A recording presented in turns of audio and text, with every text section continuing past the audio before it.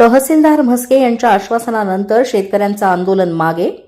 तब्बल 6 वेळा आंदोलन आणि शेवटी आत्मदहन करण्याचा इशारा हिवरा संगम येथील शेतकरी पांडुरंग सखाराम आणगे यांनी प्रशासनाला दिला होता. सतत 3 वर्षांपासून अतिक्रमणग्रस्त पांदण रस्ता मुक्त करून देण्यासाठी महागाव तहसील प्रशासनासोबत संघर्ष करत होते. मात्र प्रशासकीय दिरंगाईमुळे शेतकरी पांडुरंग आणगे यांना पांदण रस्ता अतिक्रमण मुक्त करून मिळत नव्हता.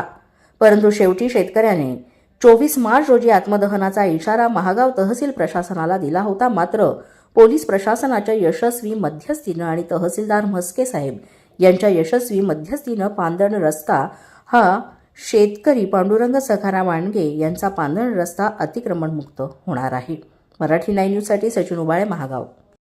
आज दिनांक 24/3/2025 रोजी पांडुरंग सखाराम आणगे या शेतकऱ्याने आत्महत्या करण्याचा इशारा दिला होता. संबंधिताला कार्यालयामध्ये बोलून संबंधितांची समजूत काढण्यात आली, त्यांचं काम मार्गी लावण्यात आलं. त्याच्यामध्ये जी तांत्रिक अडचण होती ती दूर करण्यात आली आणि समस्त गावकरी परिवार यांच्या वतीनं त्यांच्या सहकार्यानं आज त्यांनी आत्महत्या पाठीमागे घेतलेली आहे. मी सर्वांचं अभिनंदन करतो आणि धन्यवाद करतो. थँक्यू.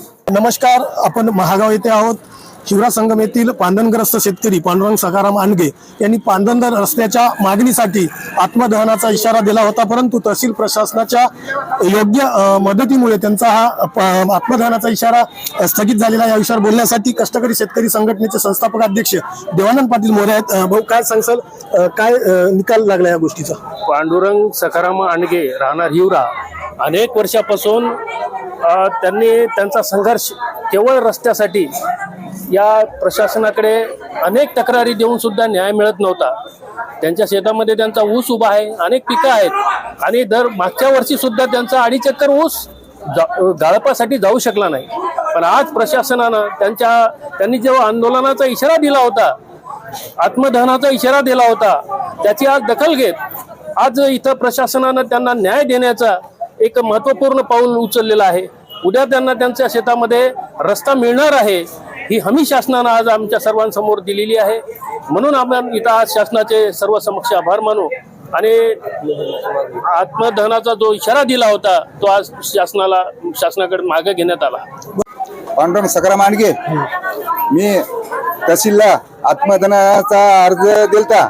नंतर मग तहसीलदारानं मला समक्ष रस्ता दिला म्हणून मी माझा आत्मदहनाचा इशारा मागे घेऊ शकलो. पांदण रस्त्याने ग्रस्त असलेले शेतकरी पांडुरंग सखाराम आणगे यांच्या रस्त्याचा मार्ग मोकळा झालेला आहे. 6 वेळा आंदोलन आणि आज आत्मदहन, एवढ्या मोठ्या प्रमाणात प्रशासनासोबतचा त्यांचा आज संघर्ष संपलेला आहे.